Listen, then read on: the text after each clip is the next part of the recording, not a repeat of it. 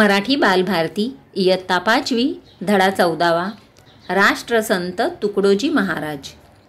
सुमारे 90 वर्षापूर्वीची ही गोष्ट। जयपूरकडचा एक राजा चंद्रपूर जवळच्या ताडोबा अरण्यात शिकारीसाठी आला होता। तेथील एका गुहेच्या तोंडाशी एक मुलगा ध्यान लावून बसला होता। राजा त्या मुलाला जंगलातील प्राण्यांविषयी विचारू लागला। तो चुणचुणीत मुलगा राजाला म्हणाला, हे सुखी जीव आनंदाने जंगलात नांदत आहेत, तुम्ही त्यांना का हो ठार करता? त्यावर राजा निरुत्तर झाला। तो विचार करू लागला।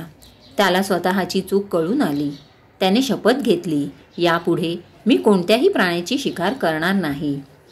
आपण शिकार करतो याचा अभिमान बाळगणाऱ्या राजाला ज्या उमद्या मुलाने अहिंसेची शपथ घ्यायला लावली त्या मुलाचे नाव होते माणिक। पुढे तो राष्ट्रसंत तुकडोजी महाराज या नावाने प्रसिद्धीस आला। माणिकच्या वडिलांचे नाव बंडोजी इंगळे ठाकूर व त्याच्या आईचे नाव मंजुळा। तो लहान असताना त्याच्या आईने त्याला आपल्या आजोळी वरखेडला नेले। तिने त्याला आडकोजी महाराजांच्या सानिध्यात ठेवले। महाराजांनी त्याला तुकड्या हे नवे नाव दिले। तुकडोजीने त्यांना गुरु मानले।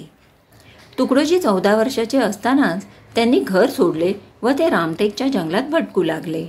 तेथे कंदमुळांवर गुजराण करत त्यांनी हठ योगाचा अभ्यास केला।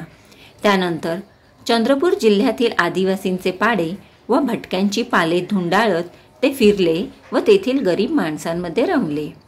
खेळ शर्यतींमध्ये पोहणे, धावणे, घोड्यांवर बैलगाड्यांवर नियंत्रण साधणे, गाणे रचणे, वाद्य वाजवणे, मोठ्या ढोलांच्या तालावर नाचणे अशी विविध कौशल्ये त्यांनी आत्मसात केली। हिंदी, उर्दू व मराठीतील स्वतःचीच कवने ते खंजिरींच्या तालावर बेभान होऊन गात असत। ऐकणारे तल्लीन होऊन तासन तास डोलत असत। त्यांच्या या आगळ्या गुणसंपदेमुळे लोक त्यांना देवबाबा म्हणू लागले।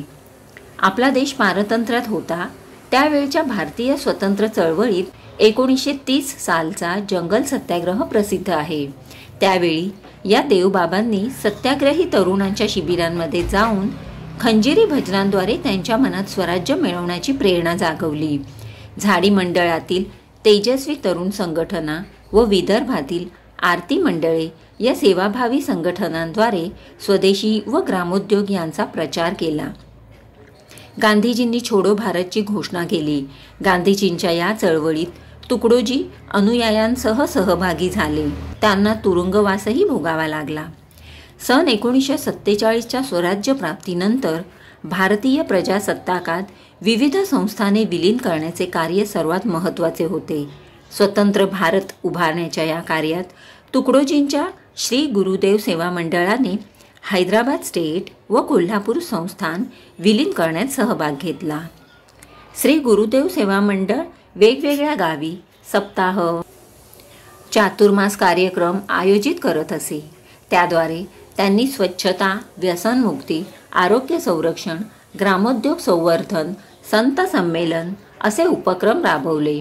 महाराजांनी सामुदायिक सहभोजनात सर्वांना सहभागी करून धर्म, जात, पंथ यातील विषमता कमी करण्याचा प्रयत्न केला।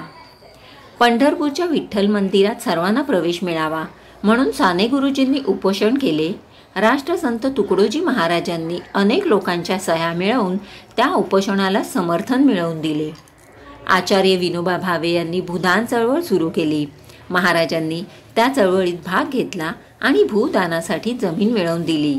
त्यांचे हे महान कार्य पाहून भारताचे पहिले राष्ट्रपती डॉक्टर राजेंद्र प्रसाद यांनी संत तुकडोजी महाराजांना राष्ट्रपती भवनात आमंत्रित केले आणि राष्ट्रसंत या पदवीने त्यांचा गौरव केला। पुढे जपानमध्ये विश्वशांती परिषद व जागतिक धर्म परिषद आयोजित करण्यात आली होती। त्यांच्या उद्घाटनाकरिता राष्ट्रसंत तुकडोजी महाराजांना निमंत्रित करण्यात आले।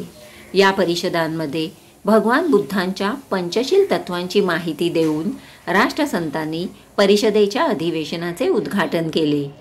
तेथे 18 देशांची जागतिक धर्म संघटना गठीत करण्यात आली। तिचे सल्लागार म्हणून त्यांनी उत्कृष्ट कार्य केले। अशा साऱ्या उपक्रमांमध्ये गुंतले असतानाच त्यांनी हिंदी व मराठीत अनेक गद्य पद्य पुस्तके लिहून प्रकाशित केली। ग्रामगीता हा त्या साऱ्या पुस्तकांचा मुकुटमणी होय. तुकडोजी महाराजांचे कार्य पुढे अनेक सेवा मंडळांनी चालू ठेवले आहे. सुदाम सावरकर.